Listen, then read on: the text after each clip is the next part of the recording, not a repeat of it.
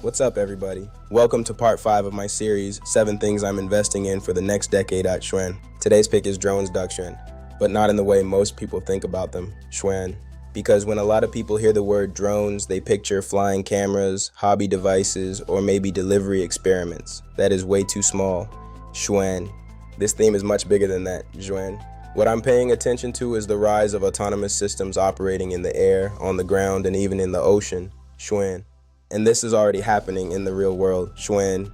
The article points out that drones are already being used on actual battlefields for reconnaissance and dangerous missions, and that these systems are going to keep expanding into higher risk roles over time, Xuan. That matters because every time drone capability gets better, an entire ecosystem grows around it, Xuan. You need the hardware, you need the software, you need the communications layer, you need the navigation systems, you need the defense systems that can detect, block, or counter those same drones, Xuan.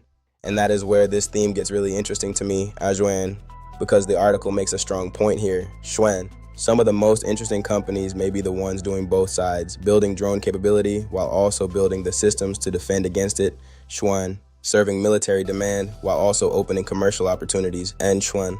That kind of positioning can be powerful, Xuan. This is not just about a gadget story. It is not just a defense story. It is a broader autonomy story, Xuan. A story about machines operating in conditions where risk is high, decisions matter, and human exposure is expensive or dangerous, Xuan. And I think we are still early, Xuan. That is why drones are on my list for the next decade, Xuan. Because when I look at this category, I do not just see one product, Xuan. I see a fast-growing network of systems, infrastructure, protection, and real-world demand, Xuan. That is my Day 5 thesis, Xuan. Drop your thoughts in the comments. Do you think drones become one of the biggest infrastructure themes of the next decade, Xuan?